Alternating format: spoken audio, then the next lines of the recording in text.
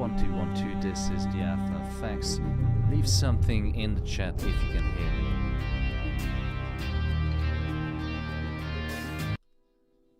1212, let me just quickly set up the screen. So I'm just going to pull this all the way. Leave a comment in the chat if you can see me, if you can hear me. 1 million, 2 million, 3 million. We should begin in about 16 minutes. Grab a coffee, beer, your wife, and see you later. This is the Alpha FX.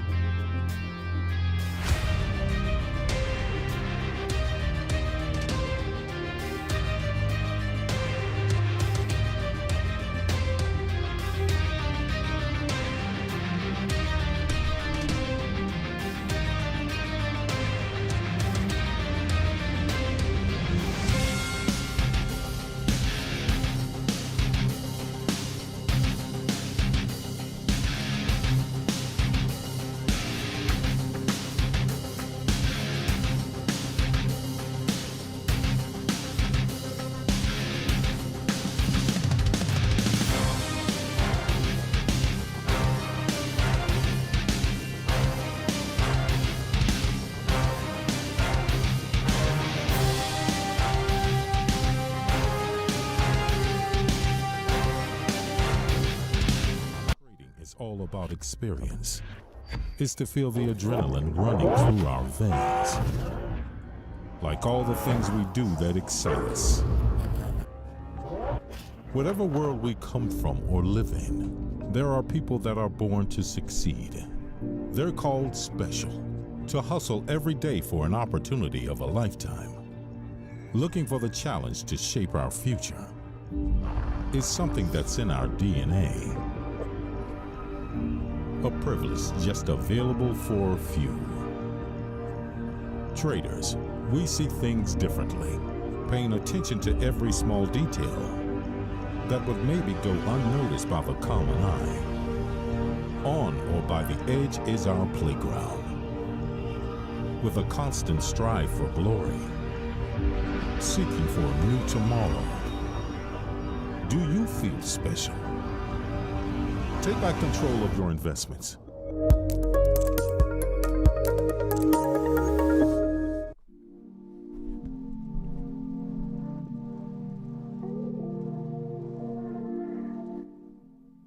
All right. Hello. Hello. How is everyone today? Amazing. How about you? Yeah, not too bad. We haven't had a live for a long time. Yeah, finally. Yay! Alright, where do we begin? Of course we begin with the macroeconomics. So, you guys already know that we have the prime day for this week on Wednesday. Because we have CPI data print tomorrow, core CPI and CPI, along with nothing. Today it's a little bit quiet, so most of the markets are waiting. I mean, all of the markets are pretty much waiting, and traders are glued to the CPI data printing for tomorrow. Let's have a look quickly on gold. Yeah, gold is a little bit of cunt today. Let me just delete this and we're going to do the full analysis.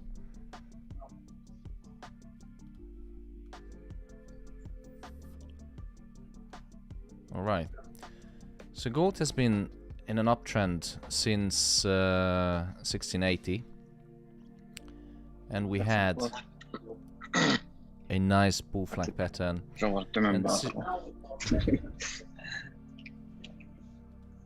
Oh, BFV DK5 and his colleague back again. Okay, I'm just going to mute him.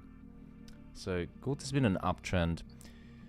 Now, what was the thing, and who was the person who was responsible for this massive bullish move on gold?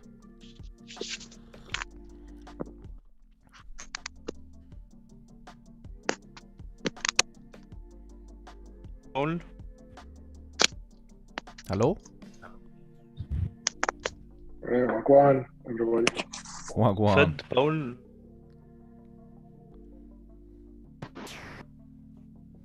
Can you hear me, guys? 1 2 1 2. Yep. Can you hear me? Yes, we do. Yes. All right. I 'Cause audible? someone said that the audio is not loud enough, but that's not true. It's loud enough. Okay.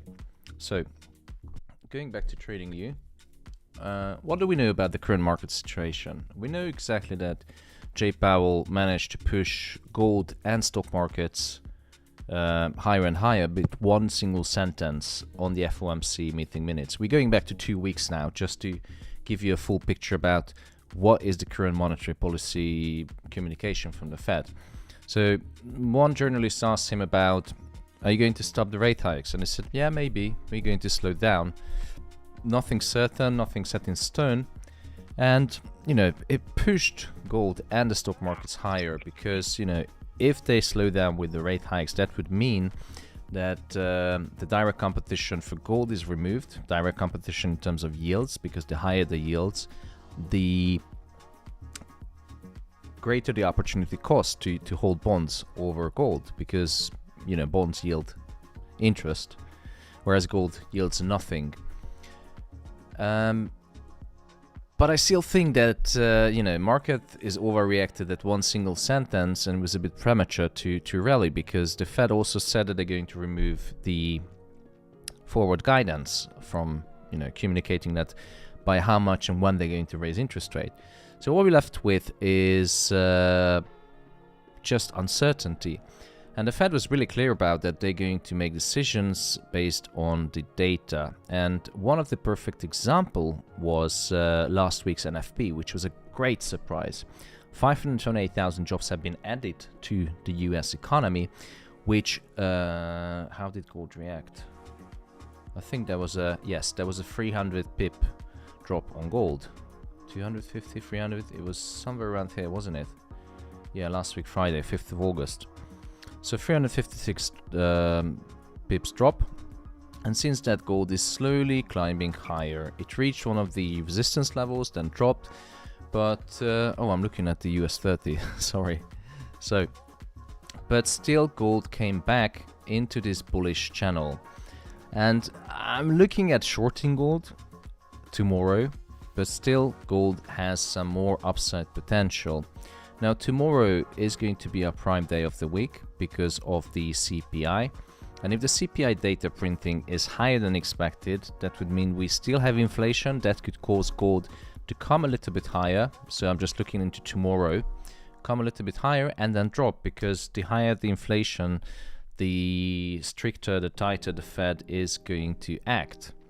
So they're going to definitely continue the monetary tightening. But what do we know today about gold?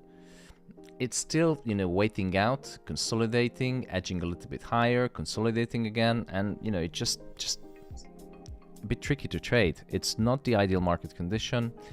Tomorrow is going to be much better. So I had one stop loss hit today on gold, but US 30 is dropping nicely so far.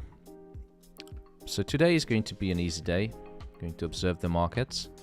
Let's see what's happening and how the market is going to, price in the possibility of another 75 basis point rate hike based on tomorrow's data. I have my expectations, but tomorrow is the prime day. That is going to be the big move on the core CPI and CPI. Technically speaking, you can see that the market is definitely started to move sideways. One of the reasons for this is because the Fed has removed the forward guidance, and the market is going to react to every single high impact news that's in the economic calendar. And if the higher the inflation, the higher the possibility that the Fed is going to raise interest rate, which is, again, we know how exactly it affects the gold and the US stock markets, but full explanation will be sent out to you guys, to the members VIP area. We're going to explain what is the CPI, how is it going to affect the markets, how you should trade it, or how I'm going to trade it. So you get the whole package. And today, that's all we have today. I also have the Euro GPY, I almost forgot about it. Let me just mark it. So Euro GPY, I will remove this. I entered on a buy based on the break, and it started going up a little bit earlier than what I was expecting.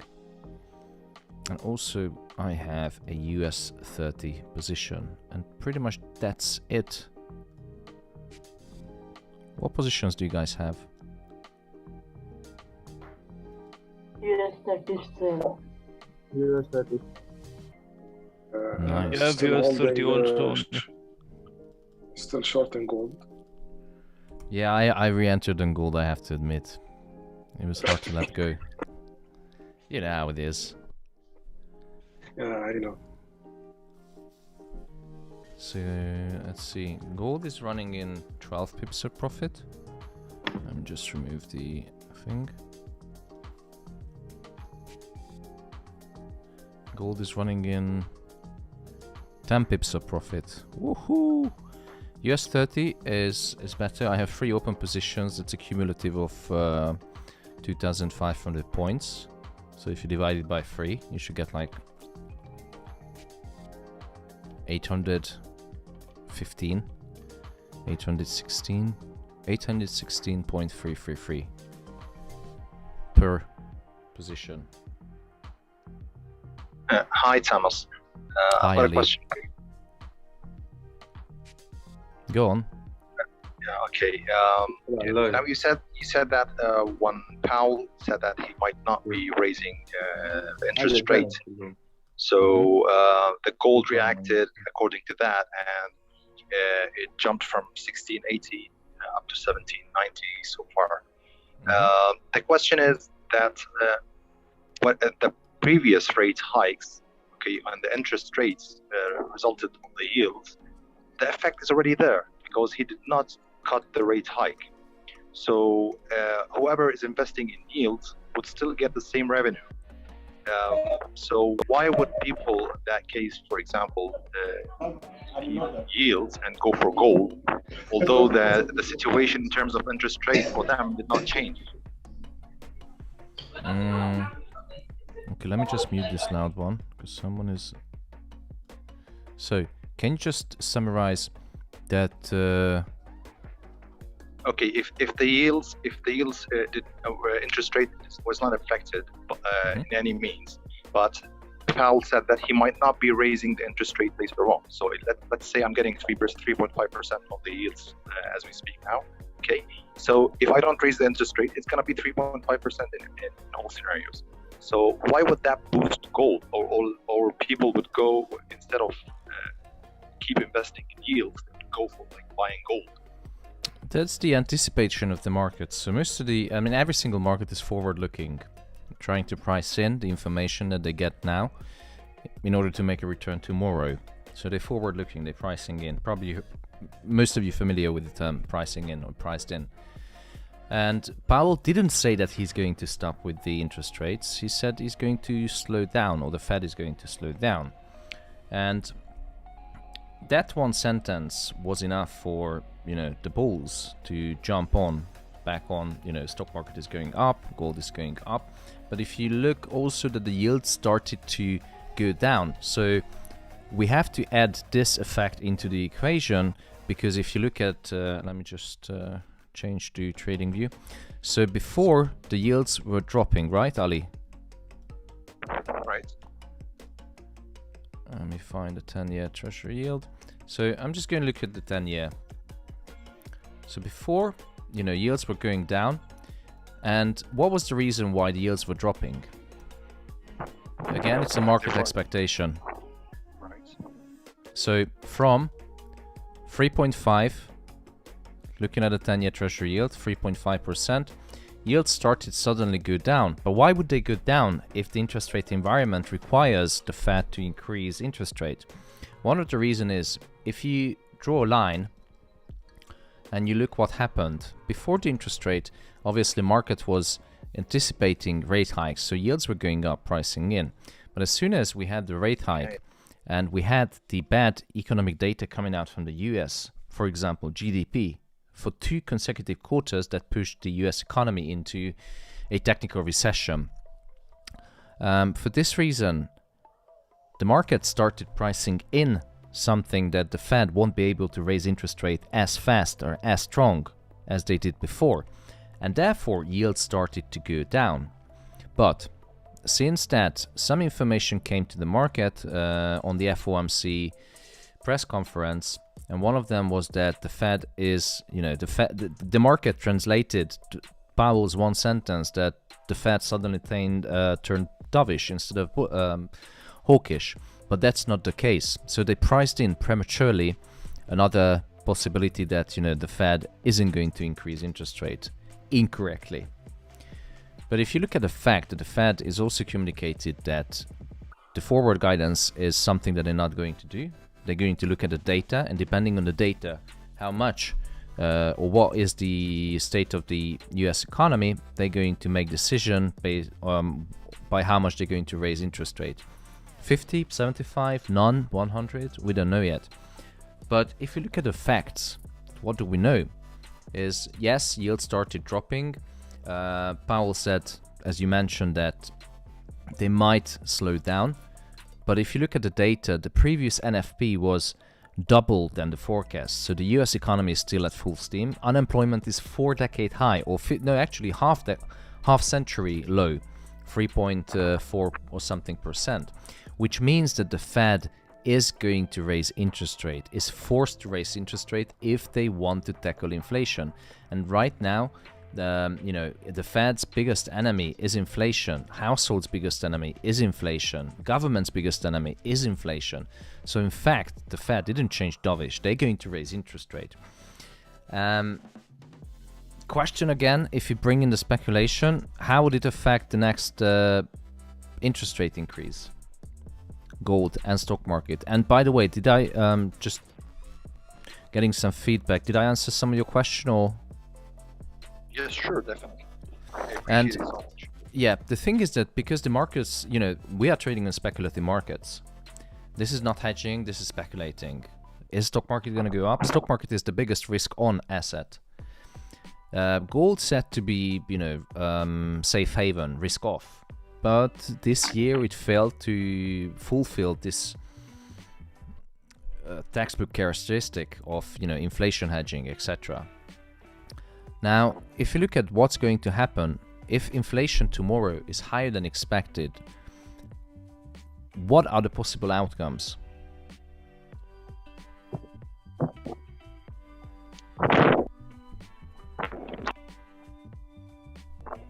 Well, most likely people will think that the federal next meeting is going to raise the interest rate in that case.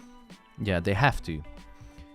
So there's always three possible scenarios. Higher than expected, lower than expected, in line with expectation. If it's higher than expected, that would mean inflation is still peaking. It hasn't peaked yet. So if it goes above the previous 9.1%, that means that, gold is going to... The Fed is definitely going to raise interest rate. That's 100% sure. But the question is, what would gold do? Would gold react by the textbook that if inflation is high, then gold is going to go up because it's inflation hedging? Or would it react pricing in another 75 basis point rate hike, which would send gold down to hell? And this is the debate. This is the market dynamic that makes it a little bit difficult to trade. But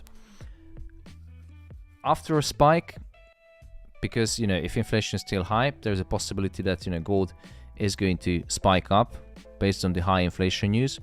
But then what the market has been left with?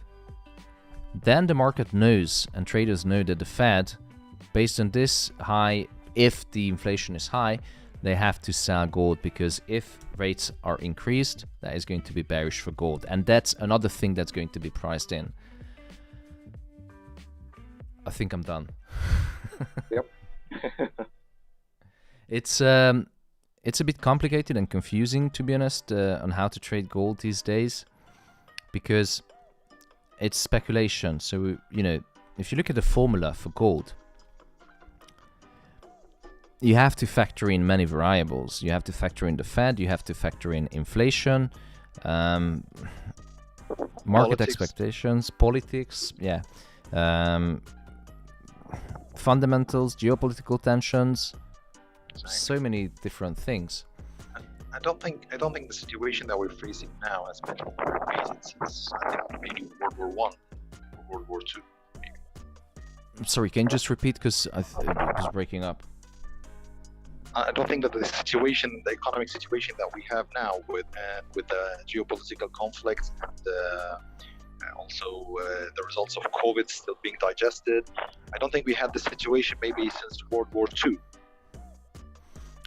I mean, hands up, any of you who ever traded gold and had the same kind of situation that Ali just explained, the same kind of market moving dynamics.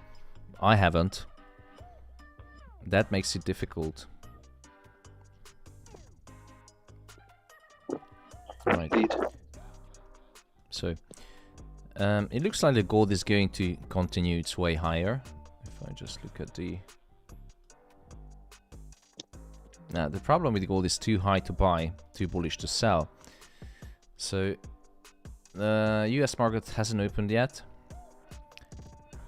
We broke the previous daily high, which signals that gold is going to continue higher. If it comes back below the previous daily close, then we have a good chance it's going to return down to 1775. But it's only speculation. I wouldn't place my money on this.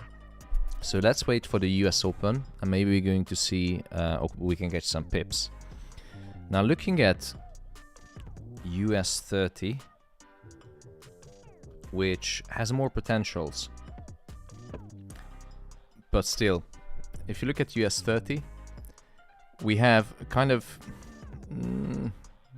consolidation with some fake outs or with some, you know, outliers. But if you look at the data previously, that was the true average mean, which US 30 always returned to. And as I explained in the morning, of course, there's always two possibility which direction US 30 is gonna go. Looking at the technicals purely, you can see that previously at this sell zone we had a consolidation right here. And then, just talking about technicals, US 30 immediately melted. Now we're back again into that sell zone, and look what happens. US 30 is now giving us a wedge, and you know, who doesn't like a good wedgie? It's consolidating, it's waiting for the news, but it can go either way. We had this dirty spike yesterday, which closed out my position. Now we broke, you know, this high or this low, but we still have this one and this one and this one. So who knows what's going to happen with US 30. In my translation, it did start to massage the possibility of breaking down the structure because it broke the previous lows. If you look at purely at the end of the wedge. And now it's going to retest the trend line, the previous support, which became resistance. But then we still have, you know, US Open in about an hour. And that can push market in either direction. One thing I'm sure of is tomorrow's CPI data. I have more confidence on giving a full analysis and full view about what's going to happen. But usually when we have this high impact event and we are a day before the high impact event, this is when, you know, sometimes just better to observe the market. Nothing for you to be sorry about.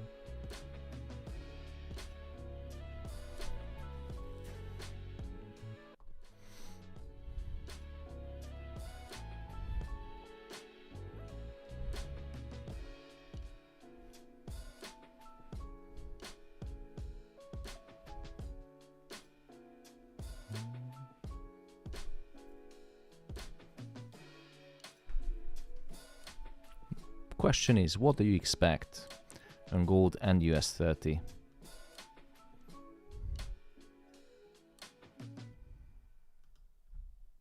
Hi, Thomas. Hey, Ali. Ahmed. How are you guys? Just discussing with Ali that how could the market, or which direction could the market go based on, you know, monetary policy and yields and all this. But it's only speculation, and since the Fed removed forward guidance, I think reacting to the news is going to be much profitable than outside the non-high impact events. For sure. Well, I'm in sell 2 in US 30 since I told you last Zoom call, I think. No, 2 Zoom calls before this one. And I'm just waiting. It's so lazy. Yeah, usually when it becomes, you know, gold becomes sluggish, it always just spikes up and then melts. Yeah. This is not the safest to enter. I know that Tinesh, for example, or Martin, I don't know his real name, is expecting 1800, 1805. Yeah, absolutely a possibility. I mean, if you look at that as the previous monthly high, we're above the previous daily high. So everything is pointing into the direction that gold could go up and it could go down as well. Well, In gold, I'm thinking bullish too. But I'm not Until in gold. I think 1805 and 1808 is a good range. what do you see at 1805? Well, just give me a minute and I will be back. Okay. Wash your hands after. Technically speaking, we are in a ascending channel. Okay, and we still have an opportunity to go up to 1812 easy. Yeah, I do this agree. channel is still respected. If Now you look left, the previous higher high is just been retested. If it goes higher, it's definitely going to 1802, 1812. Definitely. There's a nice order block also around that area, and that also supports that. That's a potential reversal zone if we ever go up there. But any break on this channel to the downside can be a very good opportunity to sell. Absolutely. That's what I'm waiting for. And you know, this consolidation that I'm highlighting, it was really looking good for gold to break out of the channel, because usually when it consolidates just above a support level, then it usually breaks to the downside, because so many buyers are trying to, you know, buy, and boom, it just melts. But then it went higher. But luckily we did catch that one with the break to the upside, because it doesn't matter which direction it breaks, we can wait for the retest. And it was a perfect retest of the 7860, and then boom. Yep. Went higher. I'm a little bit cautious with gold because, in my opinion, gold likes slow starts. So sometimes it starts as if it is a corrective pattern and suddenly gains momentum. That's why I'm a bit reluctant to jump in immediately. I take more care with gold. That's all. Absolutely. And also don't forget that we have the possibility of China is invading Taiwan, and it's a high impact event. So any news that would come out from China or Taiwan would definitely, I think, in my opinion, would move the gold market and the stock market. I think we should be buying semiconductors in that case, not gold. How much is the export from Taiwan? Taiwan is the #1 producer of semiconductors, processors, and all other boards, blah blah blah, chips. And which companies having their operations outsourced to Taiwan? I'm not so sure about that, but I was Nvidia maybe? Yeah, everybody. Sure. Apple, everybody. Nvidia. All the high-end CPUs are all made in Taiwan. So I've got insider information. I live here. So yeah. Is it unique? Yeah. Oh. Sorry. Your microphone is. I'm out and about. Oh, no problem. Okay. Just your mic is a little bit different than usual. So imagine that you know, Taiwan is getting a visit from China. Let's put it this way: the same as our Ukrainian friends got a visit from Russia. You know, they went on a holiday and forgot to check out. Imagine that. What would that mean for the markets? That would mean that the possibility of operations completely would stop if there's an invasion. That would affect some of the biggest companies in the stock market. Nvidia is a huge company. Ji-Yoon mentioned today that the crypto market is getting hammered today, and usually the stock market is followed after. There's a good reason for this, is because, you know, Nvidia, many of the tech companies, many of the auto part and automotive companies as well. Apple and Qualcomm and Nvidia, they three have outsourced it to Taiwan. Yeah. So these companies would be highly affected. These companies are trading on the stock market, which would mean the stock market would definitely react to any news or any events coming out from China. So gas and oil will be controlled by Russia, chips will be controlled by China, and will be living under their mercy forever. Wow. You just depicted a really sad future.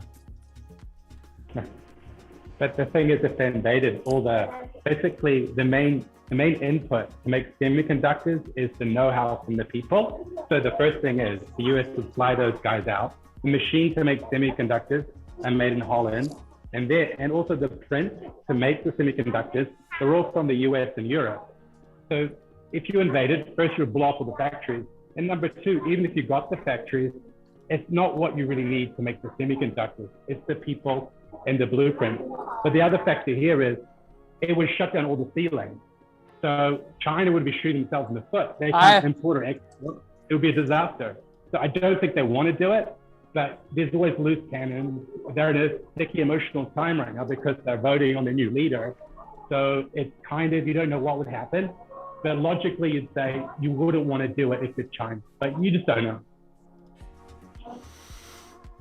True. But again, we got into the speculation and the different views are now clashing. I'm not an Asia expert. I'm pretty sure there are more people have more intel and information and about, you know, Asia and what would happen.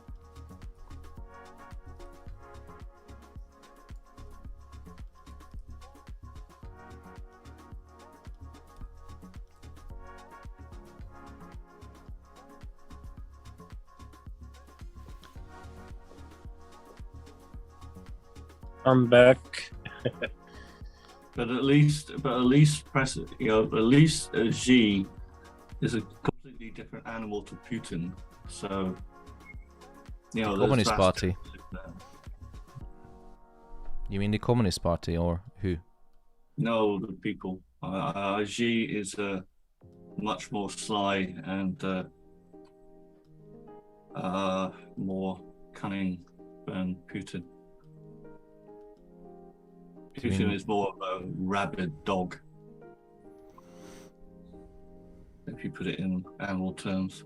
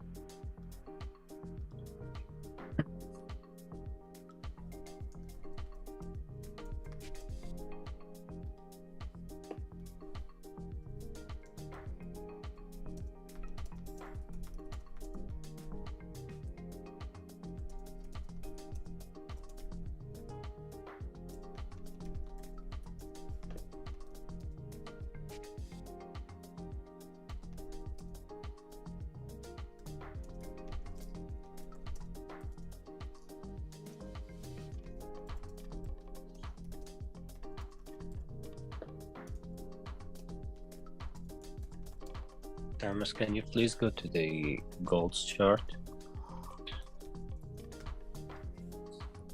Mm-hmm. Thank you. About my bullish opinion, in 15-minute time frame we have a M pattern, but it's not created yet. No, it's hard to tell. I mean, all I see is the price is moving sideways, then breaks to the downside, then comes back up again, and it just all over the place. Well, for bearish opinion, we don't have any break of structures in lower time frames, so I don't know why to sell gold. For the previous week bearish, if I can say a few bearish signs, in a previous weekly high has been aggressively rejected. If you look at the example right here. That's right. And again, that this bullish movement in the past few weeks was caused by Jay Powell saying that maybe they're going to slow down with the rate hikes. Didn't confirm, didn't set in stone, he just said maybe. and that was a bit, you know, front running. It was a premature reaction from the markets. Question is, when they going to wake up, realizing that, you know, rate hikes are still on the table and coming. Yeah. Well, I don't have any signs for my opinion. In my opinion, I think there's no signs for selling gold. And for the 1808 and 1805 range, I think it's good because we have previous daily open, previous monthly open, and we have I think 61.8 of Fibonacci. If we draw Fibonacci from the top to the bottom, we get 61.8, and it's a very good resistance, I think. 1808, because I traded 1808 so much. That's why I know it's a very good resistance. The previous daily high has been retested and the previous daily close. Time to go long.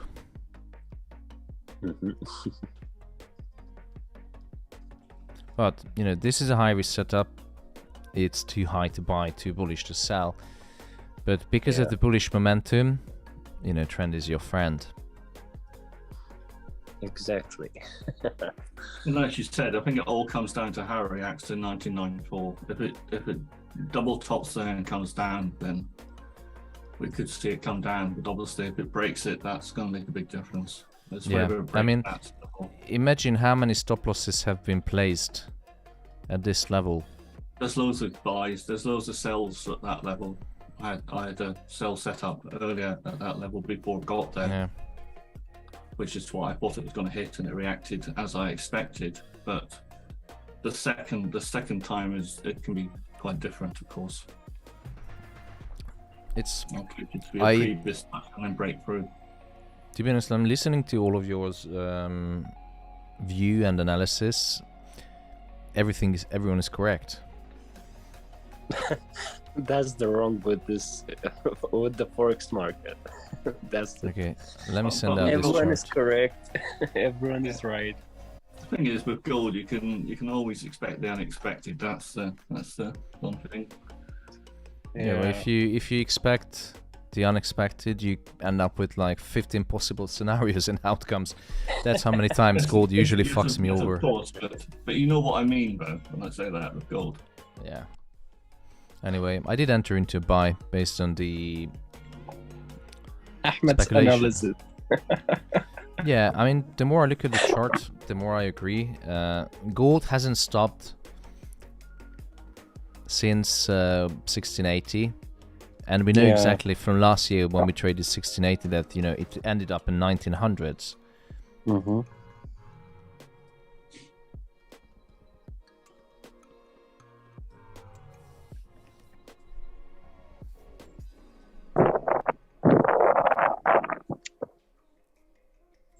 Wilson Leo on YouTube says sell with full margin.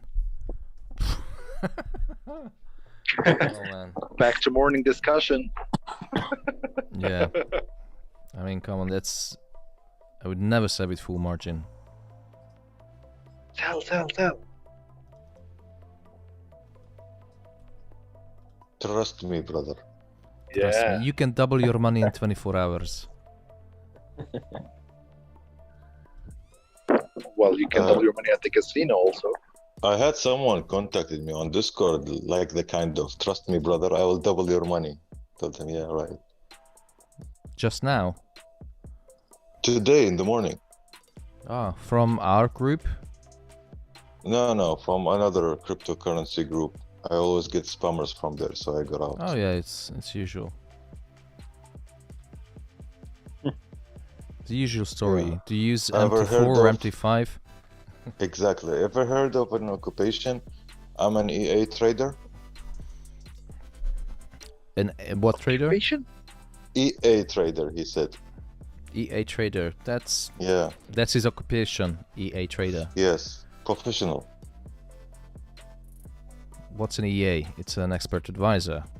Yeah, I expert think advisor. so, yeah. It's trader expert advisor. Yeah. Maybe he's a scripter or software developer or whatever, but Yeah, but that's not like, if your script works for you, why would someone beg people to fund him if it works? I mean, that's my right. theory.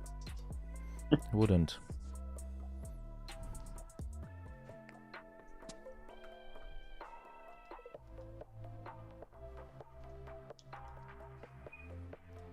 Spreading charity. I love when there was a guy on YouTube. He was called in an interview, and the interviewer asked, "So, if you're a successful trader, why are you selling courses?" "Oh, because I want to help others." All right, that's the biggest bullshit I ever heard. Yeah, I saw that one. No, he must answer, we need passive income. Yeah.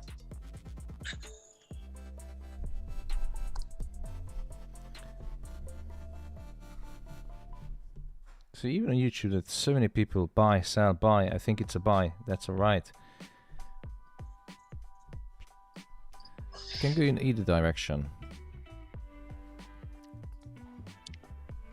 My entry point was 86, but it didn't reach it.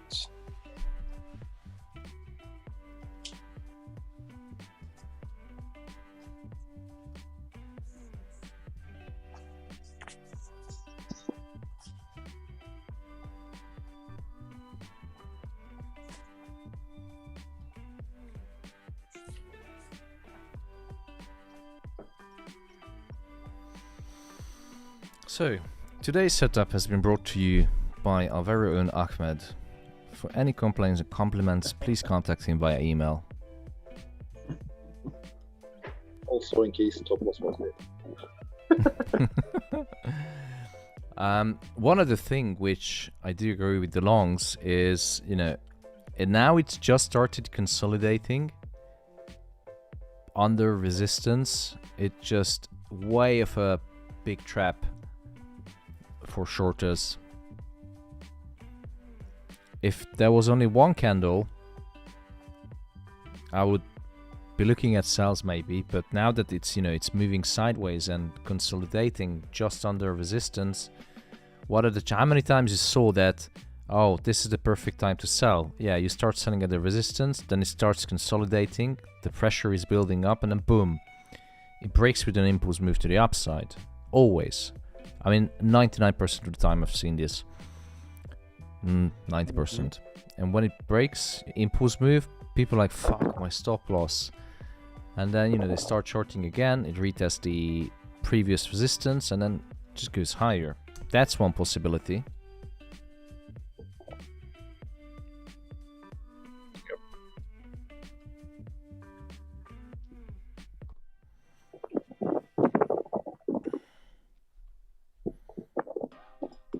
I'm not gonna enter this trade until it reaches 86 or a break and retest. So I'm gonna wait for now.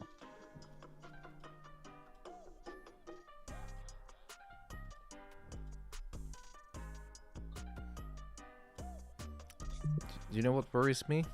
US 30. It was going down so nicely after some indecisive move. But now it's back again to the entry, and I'm not too sure whether it's going to wait for the US market open to wipe out the stop loss, or it's just retesting the bottom of the wedge, the bottom trend line. It's really unclear. Yeah, I scaled in on US 30, unfortunately. Yeah. But, I sent out in Discord that New York Stock Exchange is going to open soon. So maybe it's wise to lock in some profits. Can you draw this trend line, please? I'll try. Okay. My organization. No, come on, man. Come on.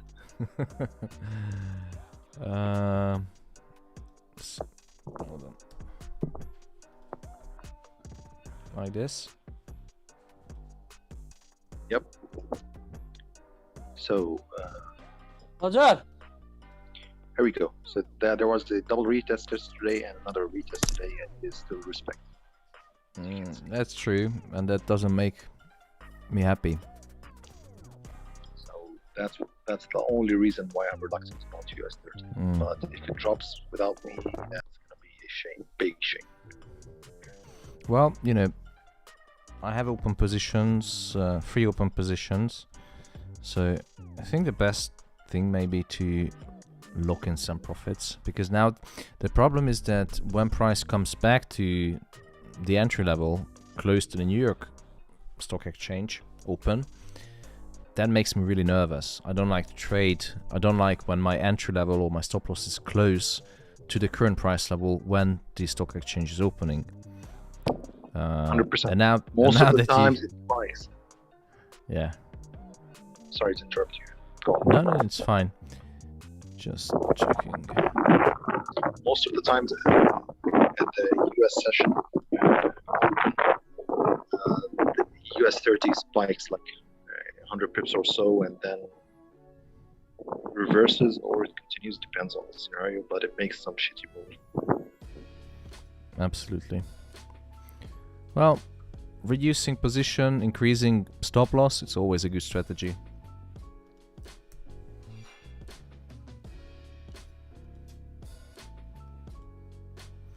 I'm going to close down one position, but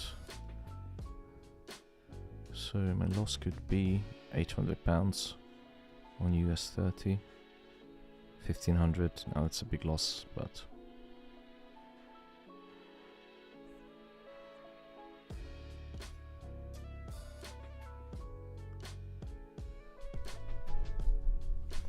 so Shannon Willard, finally a comment on YouTube, giving some reasoning. He says that, or person says that economy is doing well in the USA and it's rumored that jobs have risen, so inflation is short-lived. I think US 30 will go up. Let me reflect on this one. So if economy is doing well in US and rumored that jobs have been risen, so inflation is short-lived.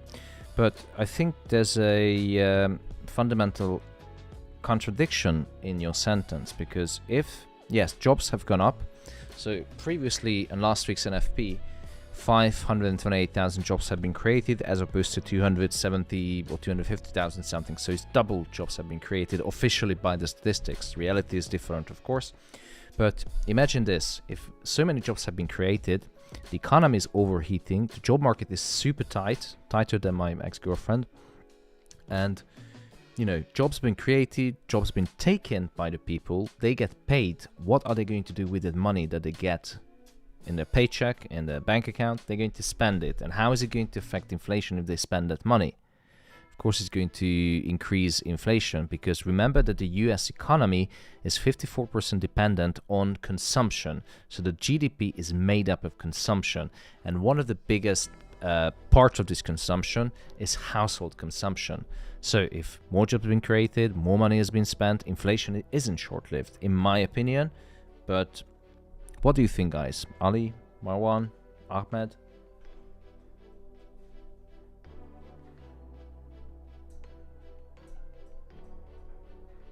Me, I think you know, with the risk and the fear, most probably people will really cash in their if they have any stocks, and then just be ready for the recession coming. That's my opinion. So it's gonna go down. I'm still convinced it's gonna go down. Yeah, that's a good reasoning as well.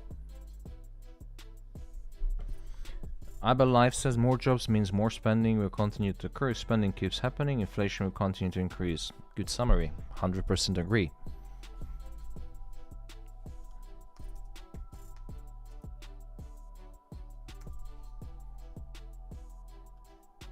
For gold, Thomas, on the H1, there's probably a rejection from as a head and shoulder pattern. On the H1. Yeah. Yeah, I've seen someone else mention the head and shoulder pattern, but that looks like Quasimodo and his, you know, shoulder. Okay. And I'm trying to find. But yeah, again, there's so many bearish and bullish signals as well on both on gold. Are you shorting or longing, Chintan? Well, technically speaking, it probably should go down up to 1790. That's what I think, and then go up. But I'm also having mixed feelings based on all the comments I'm hearing today. But I feel it should go down up to 1790 and then go up and fly high. So I found the chart I wanted to show you about what the US GDP is made up of. Consumption, expenditure. No, actually that's just the expenditure part, sorry. GDP breakdown. Personal consumption expenditure 68.5%, and I guess that is an old chart, but it gives you the what I'm trying to put across is that GDP is made up of consumption. So, you know, if consumption continues because of jobs being created, money has been spent, there's going to be an inflationary variable for inflation.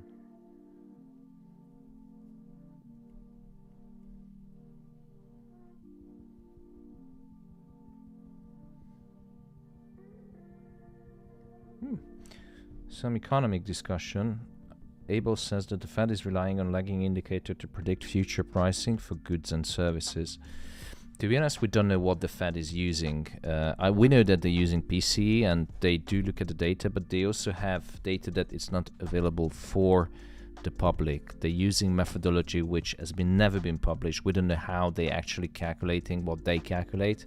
They just keep saying that the methodology that tells them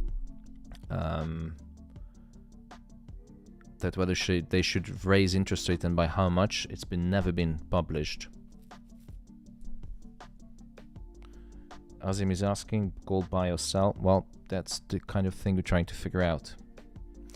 One thing that the Fed or economists looking at is the Phillips curve. Phillips curve is a graphical representation of economic relationship between the rate of unemployment and the rate of change in money wages.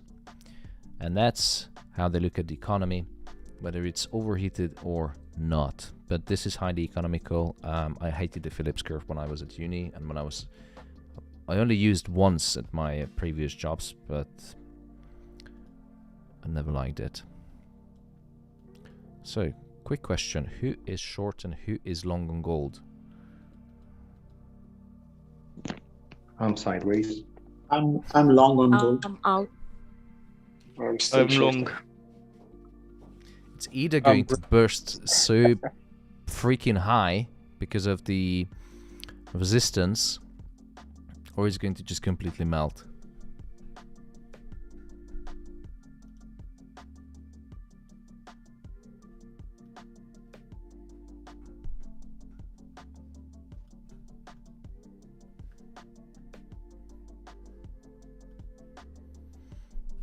Short, long, all my indicators say gold's going up, but who knows. Yeah, we always have these kind of days when, you know, just scratching our heads and which direction, and, you know, then you either choose a side and just observe or just step aside. Personally, I would prefer, you know, the CPI tomorrow, although I'm a little bit afraid that how the market is going to react. Because, you know, we are close to double-digit inflation.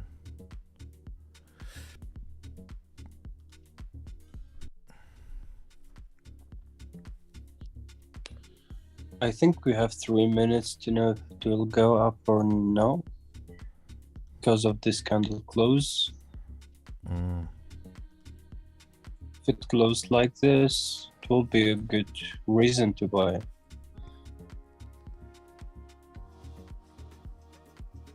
And I think we will get the New York session open.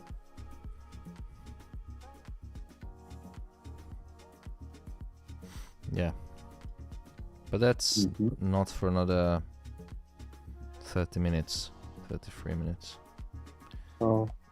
I'm pretty sure if I just go back to TradingView. Jesus, Reyes. It's...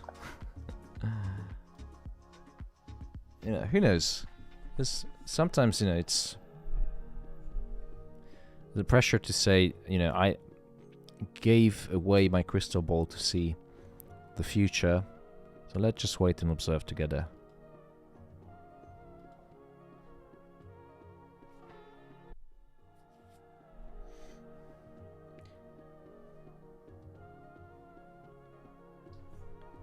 Jose Carlos says, I think same thing as NFP, go up today, down tomorrow after news event. Yeah, that's another possible outcome. It's a very reasonable and valid. Because if you look at the TradingView, many people seeing a potential sell from, you know, above 1800, 1805, 1812. You know, if you have a big push today, nice little push because of news events, and tomorrow, previous monthly high would be a perfect sell opportunity if you get the right kind of data.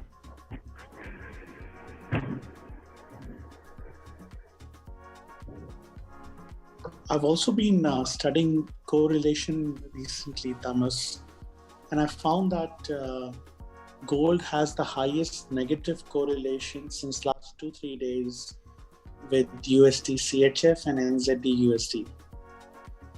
The highest negative correlation with USD CHF? Yes. And positive correlation with NZD USD. And this data is actually coming from IC Markets correlation matrix. And currently, as we speak, it says it has highest negative correlation of -94. And NZD USD has positive correlation of 88.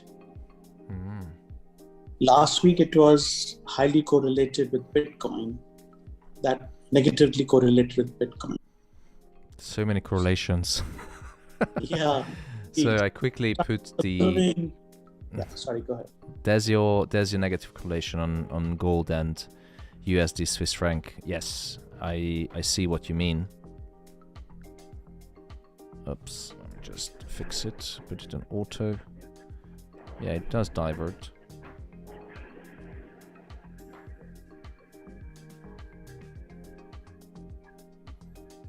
Oh, new hourly candle just opened. I think people are switching between Chief franc and gold. As safe havens? Yep.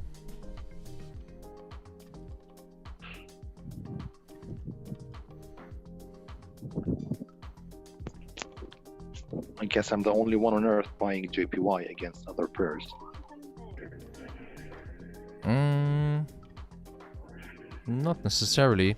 We discussed the possibility that JPY to strengthen because of the changes since the death of Shinzo Abe. So from that perspective, I do agree, because 2 of the Bank of Japan voting members have been changed, Suzuki and don't know what was the other colleague's name. So they've been out, and we have Takata. God, I'm really bad with Japanese names, but 2-person gone, 2-person came, and they have different ideas about how monetary policy should be conducted in Japan.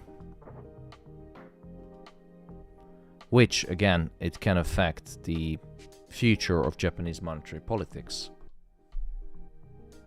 Yep.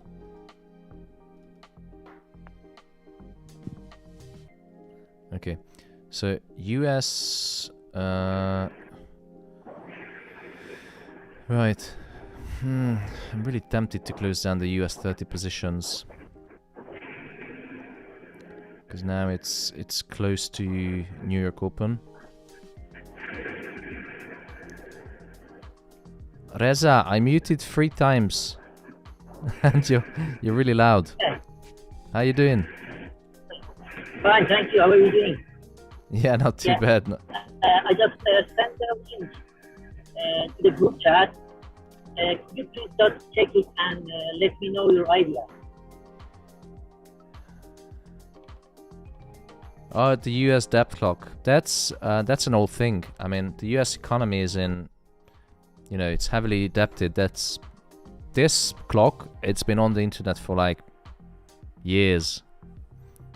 U.S. is the most heavily indebted countries in the world because the whole monetary policy, the whole economics of the United States is based on the Keynesian approach of spend your way out from the recession. If you go back in history to the big recession in 1905 or 1920, anyway, so at the beginning of the 20th century, there was a huge unemployment, huge inflation, huge problem, recession. It was the Great Recession, and it puzzled economists that, okay, so how on earth are we going to get out from this mess? They tried everything. So many smart people sat down at one table. They tried to advise the President of the United States, and actually a British economist came up with the idea, and there was another one, Hayek, who was an Austrian economist, and Milton Keynes, John Maynard Keynes and Hayek, they had opposing arguments about how should they solve the recession. Hayek said you have to save money, and you have to be, that was the Austrian way of, save money and prepare for the worst.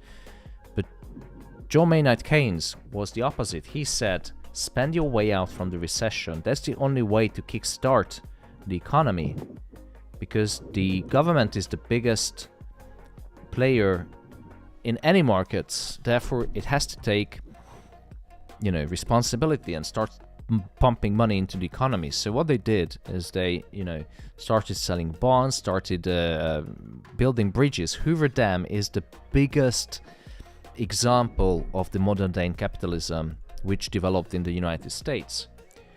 And that's the reason why the US is heavily indebted, because, once you get in the debt spiral, there's no way out. You get in more debt, and there is a saying, if you owe the bank $1,000, that's your problem. If you owe the bank $1 billion, that's the bank's problem. And that's really true for the United States. Yeah. So the data is reliable, right? Yeah, it's transparent. Yeah. I found the amazing part on that. If you go to the left part of the side, there is a ratio to the gold and dollar. Mm-hmm. Could you please find the right part of the side, in the middle of, I think, US dollar ratio to gold, if I'm right.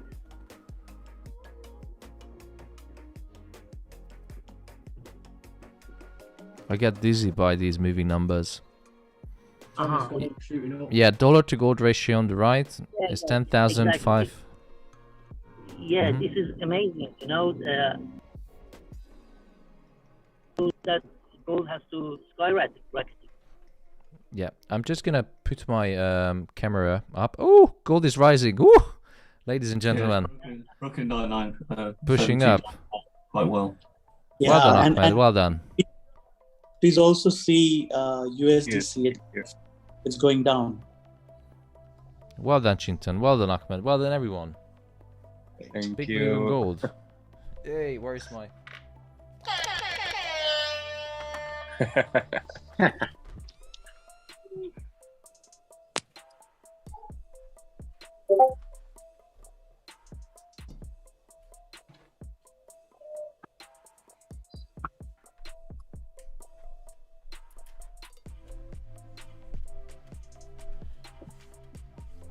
Thomas, I remember something that I told you. I I will give you analysis. You know and we live on YouTube. You don't want to say that what you told me before. I'm joking.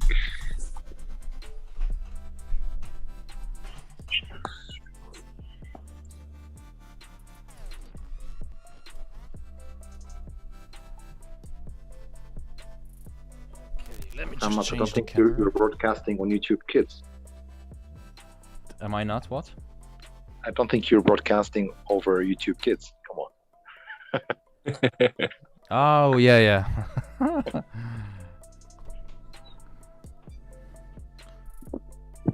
What did you want to say, Ahmed?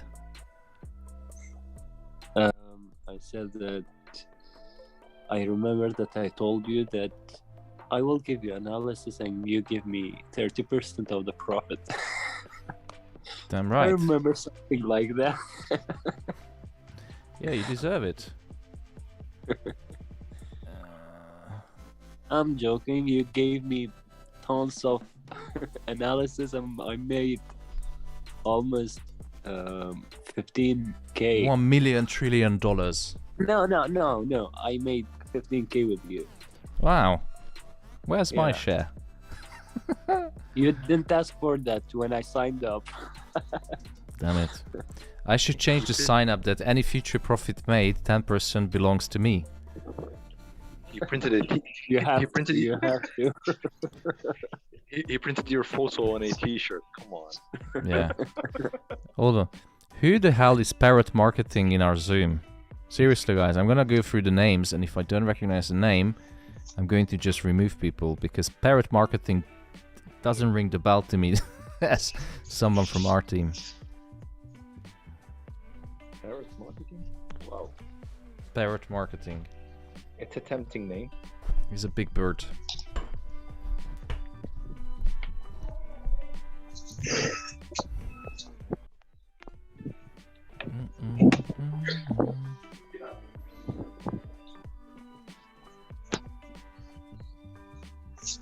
The high is 157.16. 1,000 point. Come on, guys. Where is Parrot Marketing? Let me just remove Parrot Marketing before.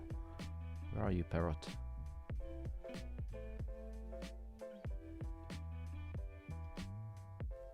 Can't find him.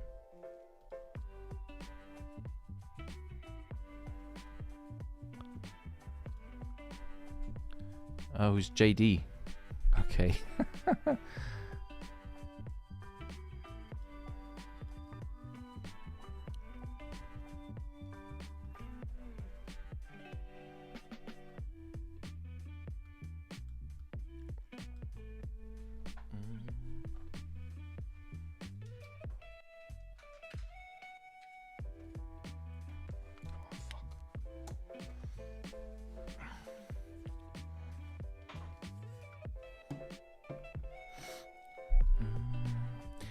Alright, 50 pips in profit. Bloody hell.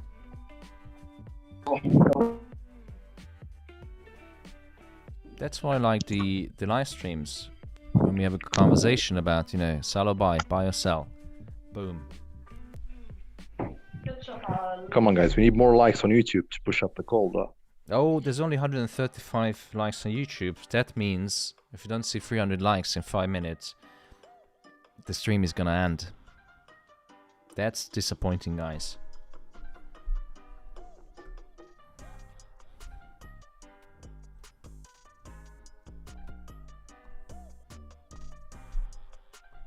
Wow!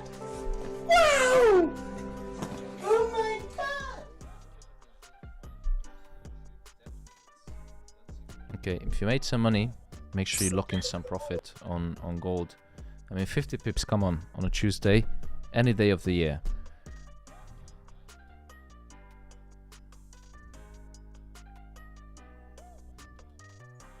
And even we have CPI tomorrow, so today will be a slow day.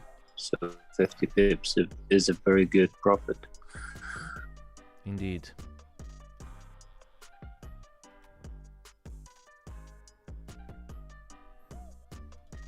Does gold have enough juice to pump higher?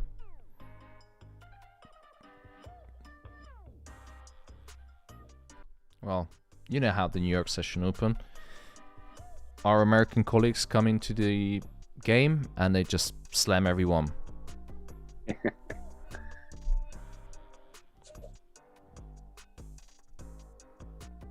must go up now because it broke the previous resistance level, so I'm more confident. I'm hoping so. It's gonna go higher.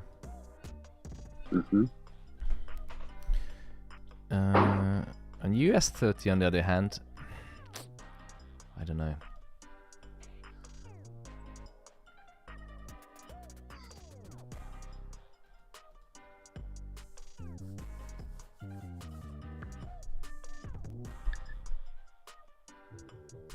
Martin Churich, demanding likes, that is a bearish flag short YouTube channel for quick profits. I have no idea what you're trying to say, Martin Churich or Kurik or whatever your name is. Be more specific. I mean, demanding likes, you demanding analysis, brother. So let's just clear who's standing on which side of the penis.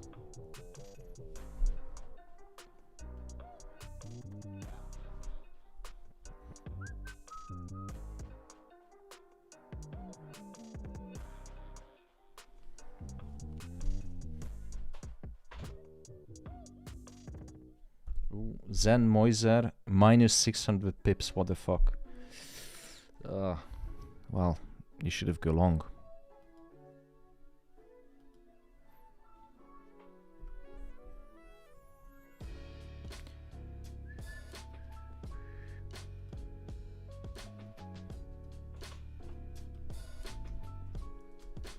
And someone is spamming again the chat, best adult dating site. Some nasty, naughty stuff.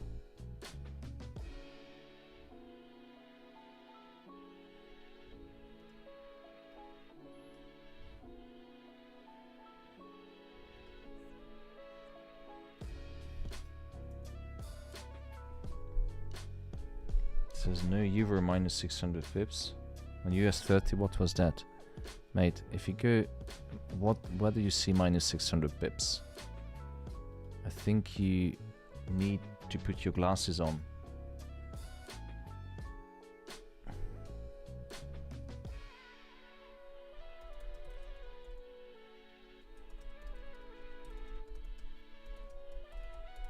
And the other thing is we don't count US 13 pips, it's points. So get your facts and basics right. And maybe just watch the screen. If I move that, that's plus 851. Oh, got to love the stream.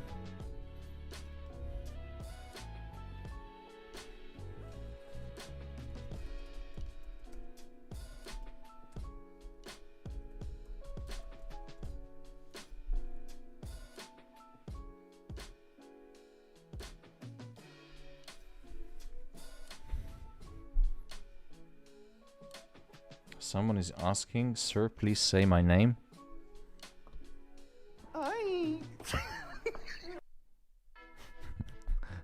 That sounds a bit too sexual, say my name.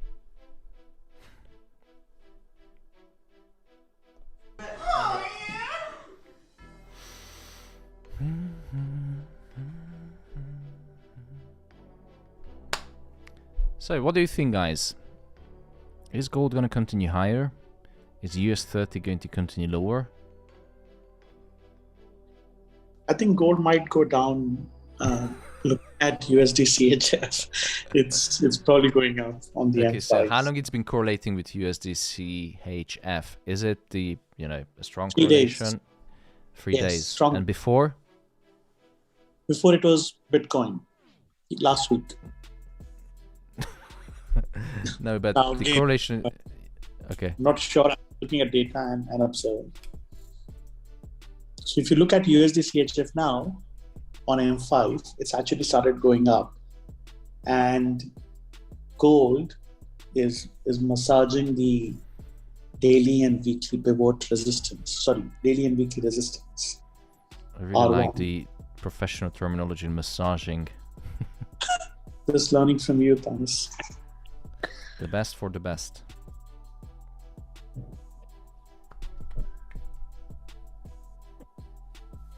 Okay, so I'm going to lock in some profits on US30 because now it's really close to the New York Open.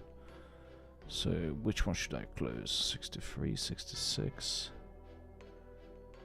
Yeah, that one's closed. Okay, so profit is already booked in for today. US30 paid for the bills today. And now you see, that's what I hate to trade around New York Open, because it could spike up and then just move down. What about gold? Gold should be fine. Almost 70% will go up gold. I'm confident, but in US30 I'm so confused. You're more confident than gold? Yeah.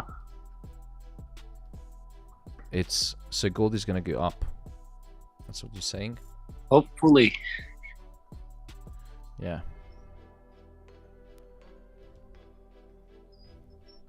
Let me see. Just like we Muslims say, Inshallah. Inshallah. I need to move my stop loss into break even, otherwise it would have wiped out the profits from US30 I just booked, which I don't want to. But the problem is it's just way too close to the current price level. So a spike down would mean that, you know, I'm out from gold.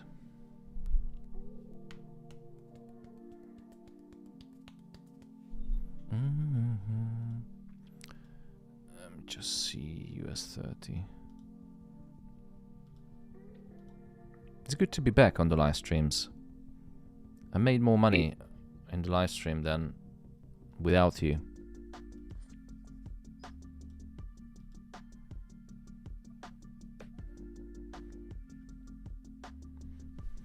It's really hard when you trade alone. Are you hard when you trade alone? Yeah. No. Is it because you said it's really hard when you trade alone? I don't want to know what's hard. Well, you have to be more patient because you don't talk, you just look at the screen.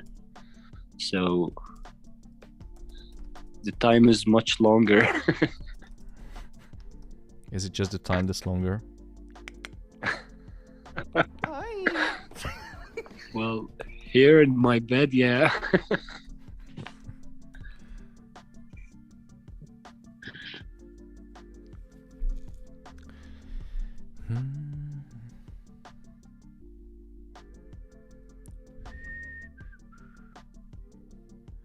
Okay, oh, I forgot about your GPY. That's a nice trade as well. It's 27 pips in profit. Cheeky bugger. That's going to go in. Yeah, that should be enough. Who's in your GPY?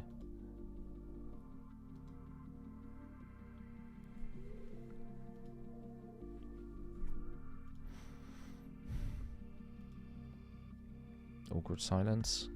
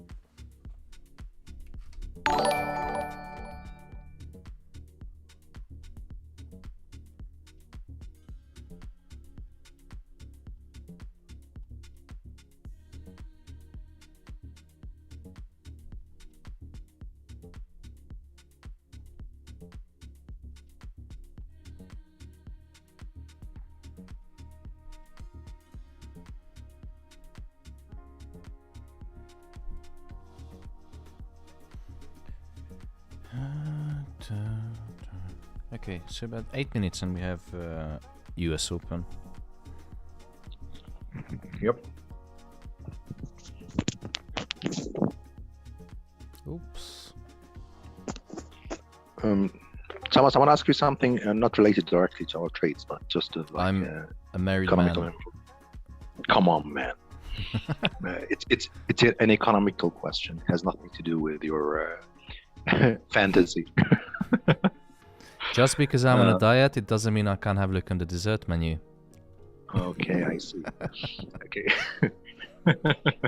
We can discuss that later. Come on. Okay, so I wanted to ask you about the debt. The U.S. debt to China is about $1 trillion. Okay, now we understand that. Okay, the one who's in debt, we know that he's borrowing someone else's money, and okay, we understand that point. But what's the benefit for China to have such a debt against the United States? So, China sells goods, right? Right. And they don't get paid. Which one is the biggest target market of China? The US, I guess. The US, and they get paid for the goods in what currency? Dollars. Dollars. If they have to change it to yuan, they would be worst off. So they invest in the US, enjoy the carry trade on the US government bonds. It's free money. See, if they invest in, you know, large amounts in US government bonds, that's easy money. It's called the carry trade. Okay, but the amount is in line with, like, I'm not sure. Maybe with respect to government, it's not huge, but $1 trillion, I don't think that's something small. I mean, you know, any conflict could just wipe that out. It's, how to say, I've read so many articles about that, you know, yeah, China is one of the biggest holders of US government debt, and some people say that it also can use it against the US government, because if they start selling off those positions, that could harm the US, you know, US economy, because if investors is pulling out, they can move the market. If they spook the market enough, then others can join as well. So that's another theory or reasoning behind as well, that they built up a strategic position in US government debt. Okay. But you know, we're never going to know. I'm just too small fish to know exactly why they're holding too much US government debt. Yeah, that's true. Because for me, it looks like on a small scale, as if you have a $1 million capital and you're investing it, and you got like a $200,000 profit on that, but the whole $1 million are still at risk. So even though that you have made $200,000 of profit, if you don't get your capital, then or your capital is at risk. So that doesn't sound rational.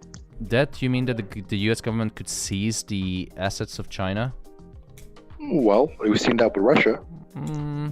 Yeah, that, you know, it had to escalate to a certain point. But again, that's now a kind of scale of speculation, which I don't have intel in that yeah, it is possible, but I can't confirm neither deny. I'm just gonna put my camera on the stand. 1 sec.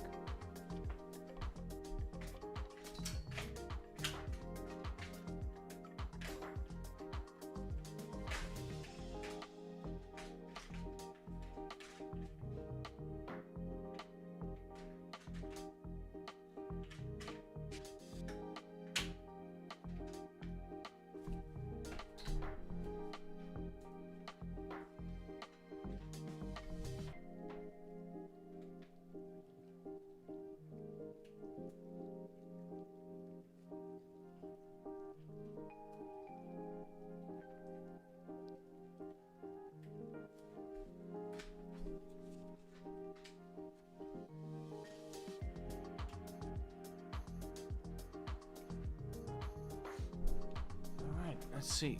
Gold is pumping. Now on US 30, I think I have to.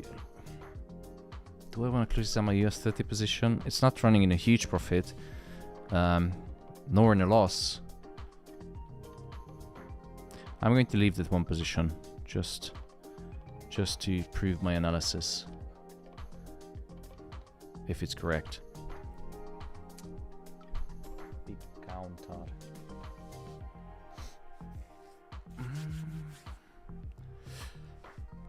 And we have 2 minutes until US Open.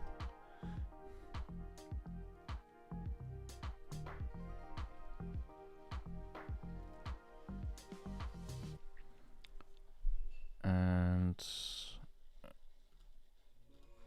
gold is running in back again to 50 pips profit.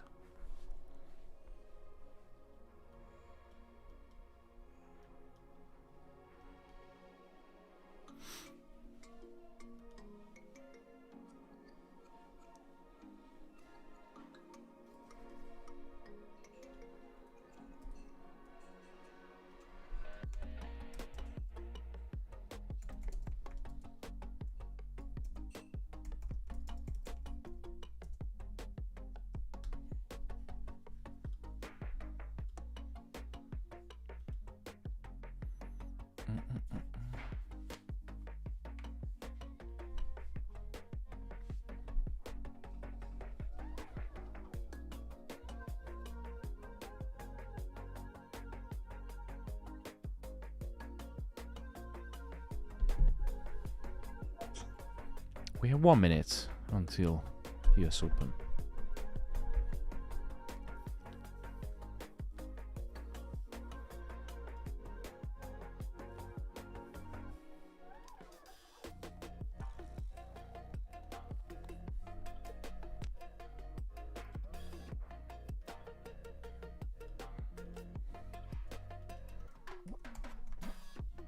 Oops.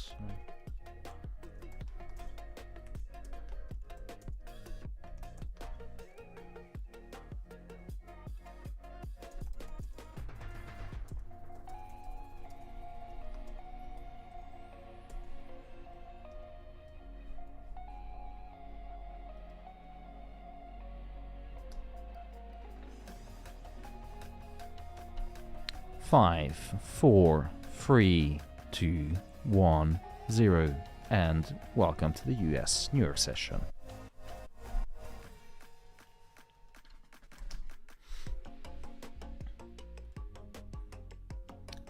We'll quickly go to US 30. That's going to. Mr. Your voice was just like the one who says EA Sport to the games.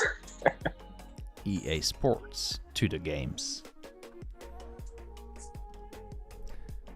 So US 30 is US 30? Is US 30? Going to wipe my ass 30.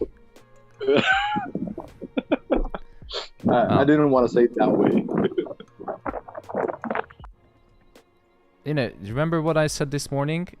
Make your analysis, stick to it, reduce the risk, and then, you know, just see what's going to happen. So I'm going to do that. Because you were the one who asked me, like, why did you sell prematurely? And I explained, but I think it's still better than, you know, doubting that, oh, should I buy or should I sell? Just fucking just do it. So Argelis Hernandez asking, Tomasz, what do you think about the smart money concept trading style? You know, the concept of smart money is to define a set of traders who worked in the fixed income market, and it's not a trading. It's not a strategy, in my opinion. When I used to work on the fixed income trading floor, we were smart money because we were on the buy side. We were buying bonds, so we were the big money, the smart money. This smart money concept, I think it came in a few years ago, and people started selling as a methodology, such as price action trading, such as indicator-based trading. before like 6-7 years ago, I haven't heard about smart money concept. Maybe it was I was uneducated, who knows, but I never followed smart money concept. I know some people, actually Pascal, who sent me a message that, you know, he's going to start smart money concept. He's going to, and my trading side doesn't fit in the way that what he's learning now, what she's learning. And I said, okay, good luck. And then very soon she came back and said, well, it's no magic there really. It's just another, pretty much the same entries, the same TPs. It's just a different translation of a chart. So there's no magic. I don't really believe in smart money concept. I don't know what it is. I don't know, and I don't care, to be honest. Because the smart money charts I've seen before, those are pretty much buying the previous wicks and selling the wicks.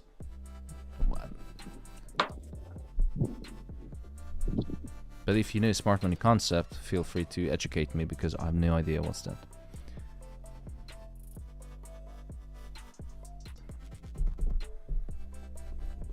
I think he's referring to smart money concept using order blocks. That's my guess. Mm-hmm. Yes, that's correct. That's correct. You know, they used to, you know, to take in account previous block orders, previous supply and demand zones, and try most of the time they try to use little stop losses. You know, 6, 10 picks.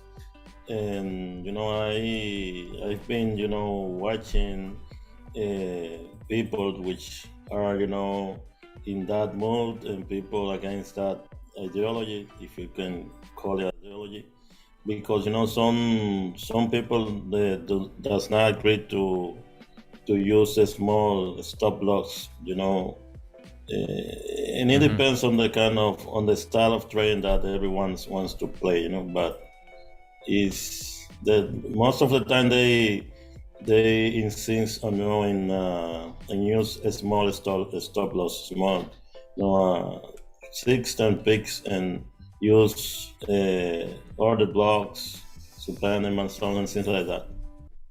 Yeah, that order block works. You mean, generally speaking, about order blocks and smart money and price action and indicators, whatever methodology you choose, it's going to work to about 60, 70, 80% of the time.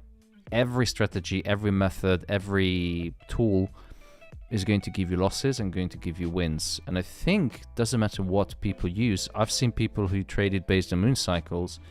I think the key is risk management, because you can have the finest strategy on earth. One losing trade is enough to wipe out your account. And see some of the examples from today. People mentioned that, you know, they are in a loss. Yes, because they're not losing stop loss, they're over leveraging. So I think the success is going to be brought to you by risk management. And if you're happy with price action, if you're happy with indicators, if you're happy with whatever strategy you use, or that fits best your trading style, then just do it. But the most important is risk management, in my opinion. Okay, thanks. Yep.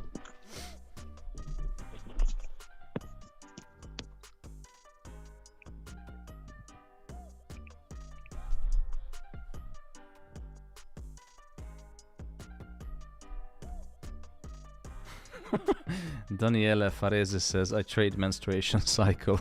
Oh my god. Oh, that's disgusting. It's part of nature, but that means he only trades the red candles. Welcome, Raul. Sorry, guys. Just coming home. Ah, US 30, that was closed. I was stopped out at break even. Yeah, me too. And thinking whether we should.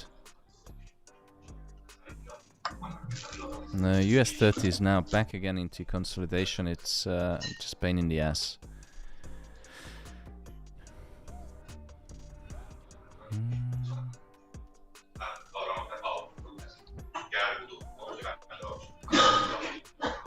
Big order block, just tagged an order block and dropped. On US30. Yeah.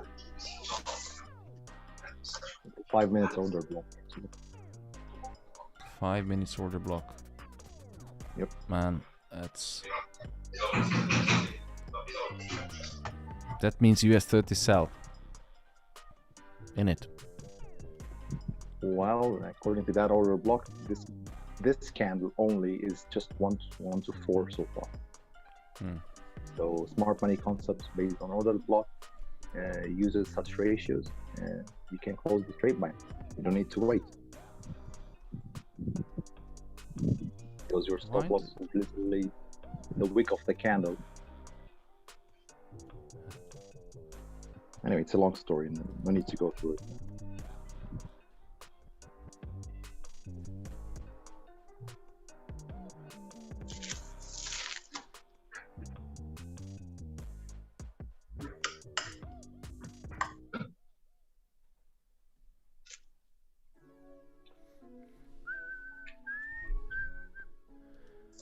So, Euro GPY. Anyone in Euro GPY or just me?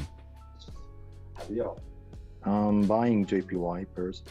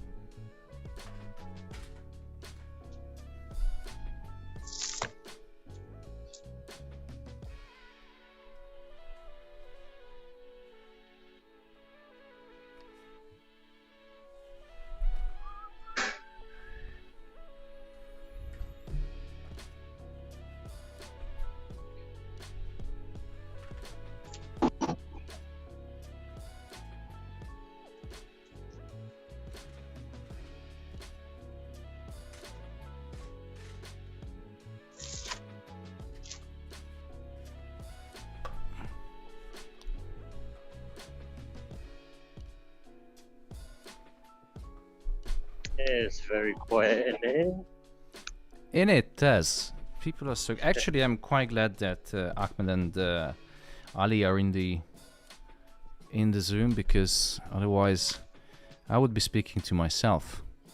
I just finished work and I entered the Zoom. I was like, why is it so quiet in there?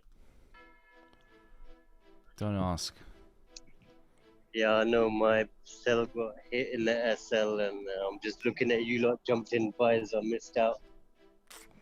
Yeah, well, yeah, it's, usually you know, when the trade is... Sorry, go on. Yep, sorry, Thomas, go on. No, it's okay. Yeah, it's only 40-50 pips, but you know, I think it's a very good profit on a Tuesday. I jump in with a wider stop loss. Usually when we are in profit on the group, it is so active, you know. We have got too many conversations, people laughing, saying jokes.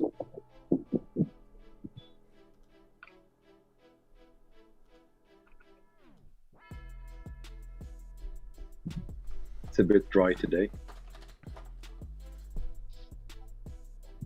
London to New York, it flipped bearish to bullish, yeah. Stephen Christie says, do you know how Goldman Sachs and other big institutions trade the markets? That's the idea behind the trades they take. Well, let's put it that way, that Goldman Sachs and JP Morgan has some of the most successful traders in the whole world. And I made a video about actually you can check how much they generate on trading floor for a calendar year, or not calendar year, or accounting year. And trust me, they're not using smart money concept. They're not using these kind of things. What they use, they are prime brokers. They have access to hedge funds to a certain limit, obviously, because due to the Chinese wall on the trading floor, they should not have access to the information about who's trading and by how much volume. But if the names are blacked out, they have access to the flow of how many, customers are net short, net long, and they just have to position themselves in the market because they're providing the data to the hedge funds, to banks, to family offices, to pension funds, and they give access to pension funds, and pension funds trade through prime brokers such as JP Morgan. So forget that they trade smart money or these kind of things. That's the biggest bullshit. Sorry, Stefan, I know you a value follower, but that's one of the craziest thing I ever heard, because that's just not true. They have access to information that no one else has because they provide access to the market. So that's what generates them more money. And if you want to see, stop losses are? It's not just stop loss, because many of the institutions, they don't use stop losses. When I used to work in the bank, even though we had a general policy about using stop loss, traders had to use a stop loss, but they barely used because the positions were not big enough to cause that kind of losses, which would wipe out the account. They were only using like 0.02%. They didn't have to use a stop loss. That's a different story. And just wanted to show you that this is one of the videos I put on YouTube. That's the Goldman Sachs daily trading revenue, and you can see I explain what is the bell chart and how many days in a year they're actually making a loss and how many days they're making a profit. The only way to make this kind of above average profit, if you have access to information that what's the market volume, where does the market heading, how many clients have positions net long or short. There's no other way. There's no secret. And look at this. They generate millions in a day just on the trading floor in every single market. So that's the ratio. That's the percentage. 85.91% in 2018 they were profitable. Goldman Sachs trading floor. Because they have access to the customer data, the positions. Of course, there are losing days when the Fed suddenly announces a change in minimum reserve ratio requirement, or some, auctioning a bond or the bills on the lower than 1 year maturity market, and it causes a loss to JP Morgan or Goldman Sachs. Sudden change in interest rate, of course they make a loss. No one is 100% bulletproof, but that kind of result can be generated if they have access to information that no one else has. So that's the smart money, and they're not trading order blocks. I guarantee that. I take it you haven't heard of Bulletproof Monk then, no? The Bulletproof Mountain? Monk. Monk? No. No? Alright, I was just making a joke. It's a movie. No, I haven't heard. That must be Johnny English. Oh, Mr. Bean's a classic. No matter what you call him, he's still Mr. Bean. Yeah, Johnny English. He plays the monk in China.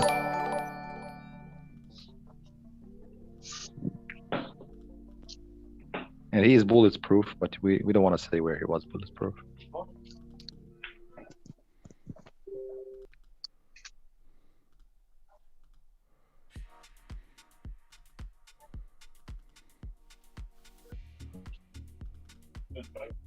Thank you.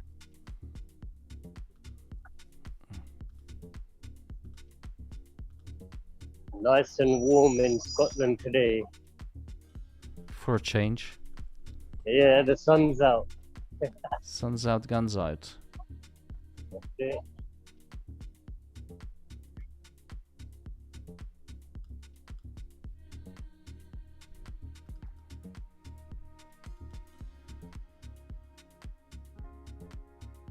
Stefan is asking, what would it take to join Goldman Sachs? That looks really fascinating. Either connection, or you have to be in an Ivy League school. You have to be, you know, back in the 90s and 80s, it was easy to join because they hired pretty much, you know, someone who could follow, you know, what they tell you to do. But in my opinion, my experience, most of the trading jobs are taken up by friends and family members, so people who they trust and they know. It's one of the hardest to get into the trading floor for various reasons. Again, that varies from company to company. For Goldman Sachs and JP Morgan, you know, you have to be on Wall Street, you have to know people. But I never worked on Wall Street. In the UK, it was most of the companies, especially in bank, if you wanted to go in asset management and hedge funds, networking was the best way to get in, because every single job, even the ones I applied to, got applicants in the range of, you know, hundreds and thousands. And we're talking about London, the last 10 years. I got one job through a headhunter. I got another trading job through actually a friend. I think the best is when you know someone to get the job. If you don't know anyone, then you have to have the finest pedigree, 6 Olympic gold medals, 50 years of experience at the age of 25, and you know, impossible things, because they're going to grill you at the interview. And one of the most important is also you have to have track record.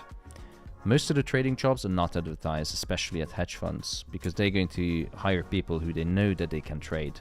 It's a small and close community, and because they trade on Bloomberg chat, even though they never meet, they pretty much know each other from the Bloomberg chat.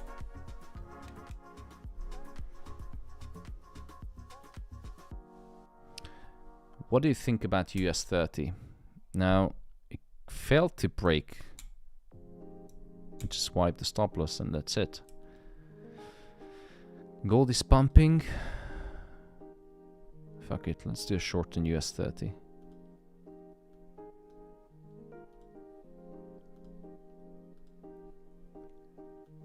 Let's put another short. So maximum loss. Yeah. 1 2 1 2. You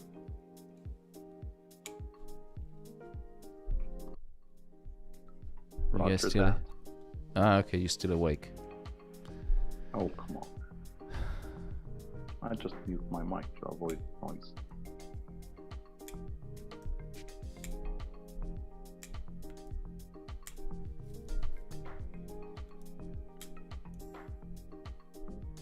Think it's wise to jump into a S&P 500 sell? Personally, I would. I jumped in a US 30 sell. Alright, crispy. I just wanted confirmation. Jumping in now, deep end. This is not financial advice. No, it's just a hobby. Having fun. In it.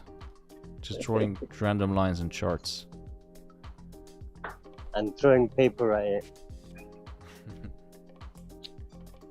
You know, in my country, they use the word, literally, they use the word play. He plays Forex. I guess you from Middle East? Yeah, I'm from Lebanon. So they use the word play. Yeah, it's I think in Asia as well. It's some people take it as a game, but you know, do you want to play with your money? Maybe not. That sounds like, you know, a poker mentality. That doesn't sound like a trader. All in, all in. All in, exactly. You know, and someone like just jumps in and say, listen, take this order and this is 100% profit. That's it. It's gonna win. You feel like he's the market mover or something like that, you know? Oh yeah.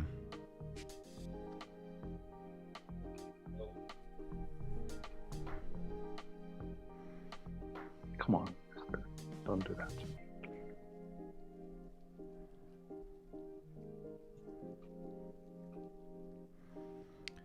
Let's see.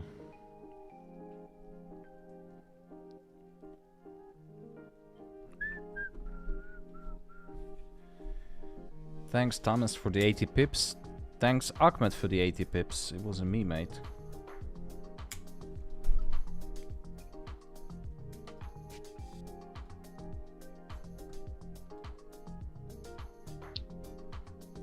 $1,800 touched already. Whoa, that's nice. It's massaging.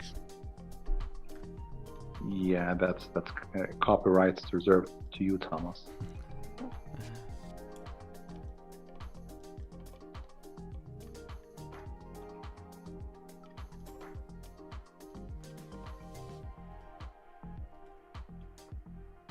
I think easily this should go 100 pips higher.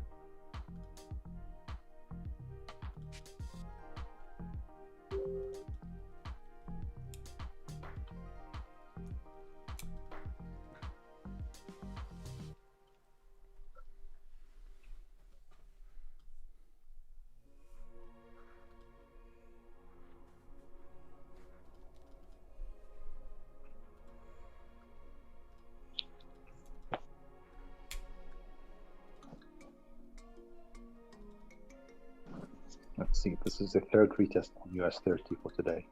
Third candle testing the previous low. Oh yeah, US 30, that's what I'm talking about. Immediately 52 pips in profit. So Nice. took some partials, hit the break even, and now back in profit. Boom. Who's selling US 30 by the way? I got stopped out. Yeah, I get in. I'm still in. And with 3 lots. All in. Don't do that. Just don't Not do me, that. not me. But I have 3 lots open. Trust me, brother, all in. You can double your money within 24 hours. For sure, with Thomas. No. Martin Os, they're selling it. Don Fouts, he's selling US 30. Everyone's selling US 30.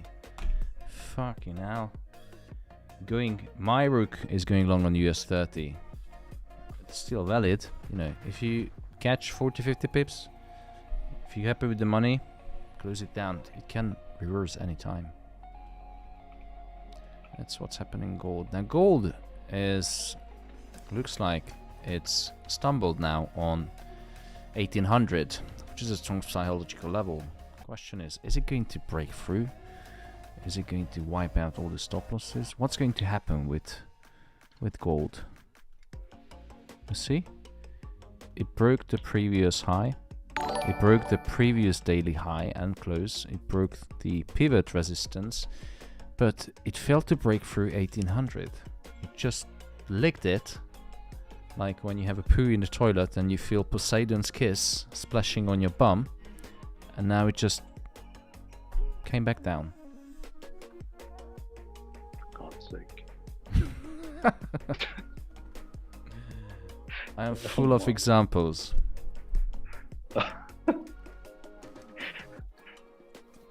No comment.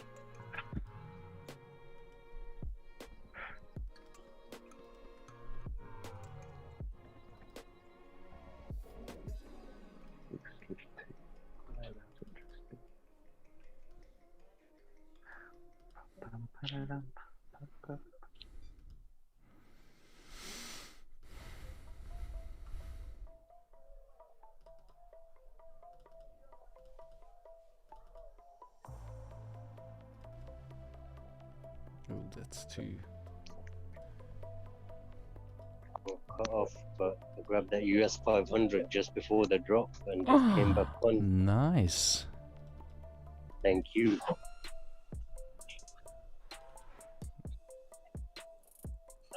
Fool on.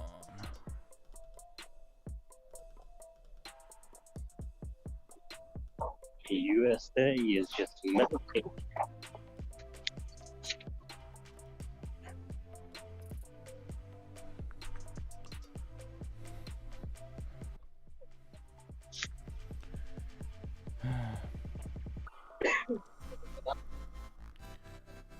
SNZ asking what indicators to use. I use Ali and Ahmed today as indicators.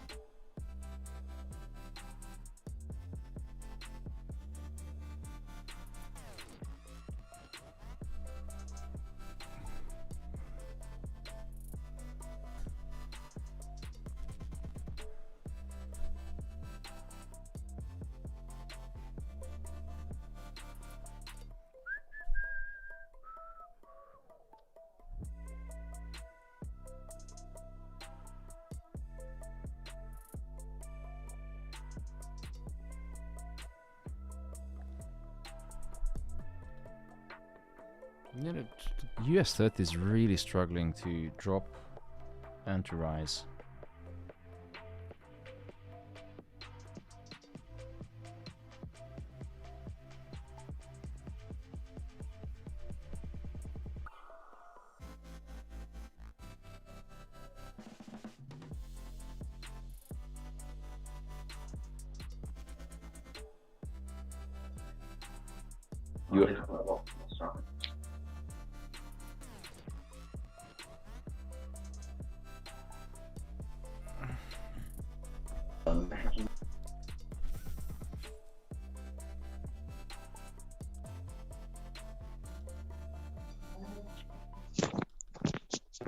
I think today we should call it US dirty. Yeah. A US 30. Yeah. It's that whiplash. Doesn't look good, does it? But I moved my stop loss. Doesn't care if it hits it. I'm just going to observe it. The Euro GPY looks like it's stuck at 138.250. US 30 is annoying. Gold stuck again.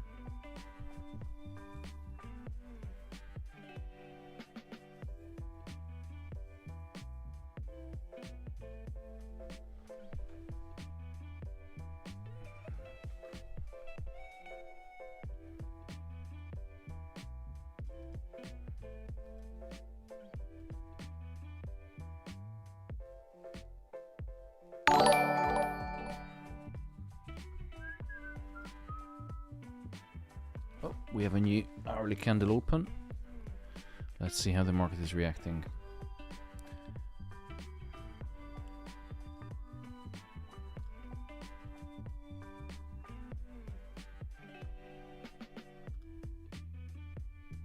Nice, nice, nice. US 30 going down.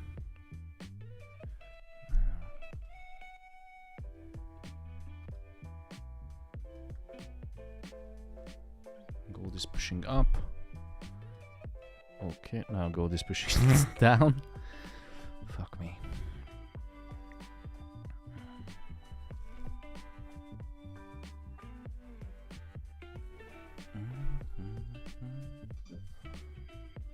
Gold.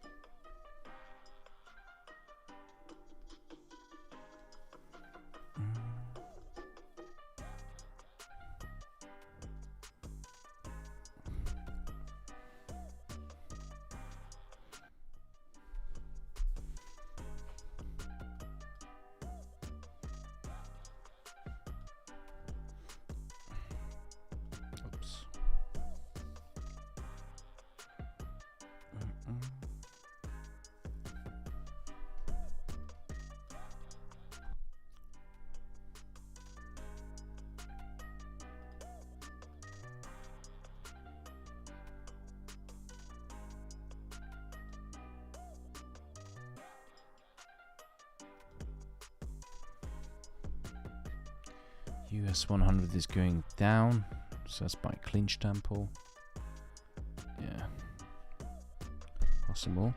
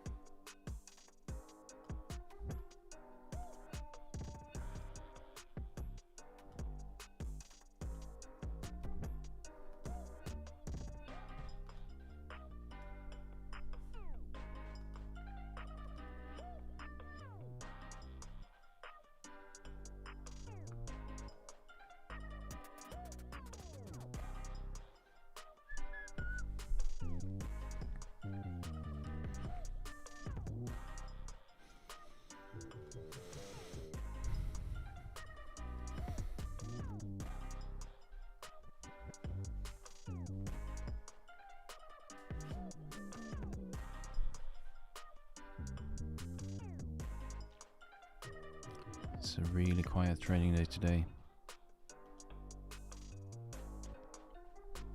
Yeah, it's mostly ranging.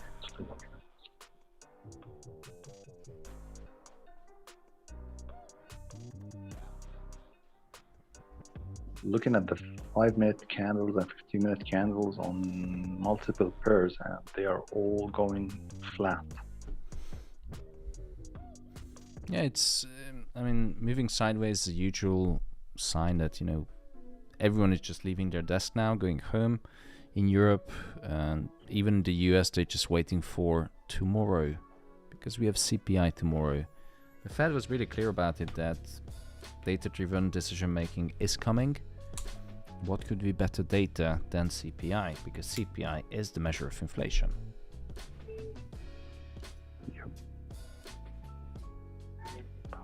That said, the Fed is actually using PCE as a measure of inflation and not CPI. But the market is going to react to CPI because it's more volatile. The PCE is the CPE, right? Same thing. CPI is the same as the CPE and the PCE are the same. CPE. I'm not sure about that. It's so many aberrations, but PCE is that the official inflation measure that the Fed is using. But CPE stands for what in your translation? Let me check. I think that was the last news that we traded was the CPE. PCE or CPE? Yeah, I'm double checking. Yeah, it's CPE or PC. I can check it in Discord. PCE, not CPE. So it's the personal consumption expenditure. CPE it's called, right? PCE, personal consumption expenditure. Okay, yeah, cool. PCE, okay.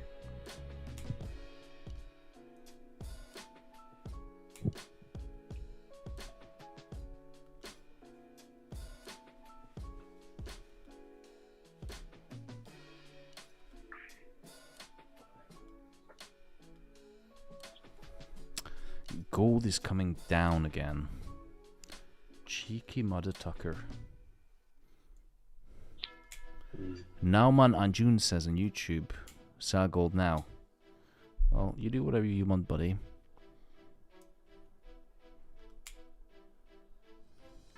I'm going to close down the position. Now. No stress. No position, no stress. And moving on. US 30. I'm gonna leave this one. Euro GPY. I'm gonna close down Euro GPY as well. And US 30. I'm gonna close down US 30 as well. I'm gonna lock in small profit, but it's still better than, break even or stop loss. That said, for today, I'm done with the live trading, guys. Quiet day. See you all tomorrow morning, where we're going to discuss the strategy for CPI. Okay? Thank you, Thomas. Take care. See you later. Tomorrow morning, briefing, 8 a.m. sharp. Look forward to tomorrow. Thank you, Thomas. See you. Ciao. Thank you. Ciao, Bye-bye. ciao, Thank you, ciao. Thomas. Thank you, Thomas. Thank you so much. And people on YouTube, thank you so much for joining. Tomorrow is going to be CPI data printing. There's going to be a game-changing CPI because the Fed just announced 1 or 2 weeks ago that they're going to stop forward guidance, which means that they're going to look at every single data that it measures inflation or job market or anything that they look at. Now, they don't use CPI, they use PCE, but CPI is something that's going to move the market. So if you don't know what's the difference between core CPI and CPI and what to expect, I would highly recommend to look up these kind of informations and learn about it. If you want my analysis and join the Alpha community, go to alphafx.eu. There's 2 memberships available at the 50% discounted price. until today or maybe tomorrow, but then we are going to close for the whole month and back in September. So this is only for if you want the analysis, daily morning briefings, you know, the full package. Enjoy the 50% discount if you want. I'm just posting it into the chat now.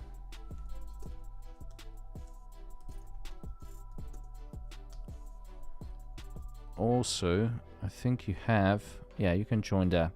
Guys, thank you so much. See you all tomorrow. This is the Alpha Facts. Trading is all about experience.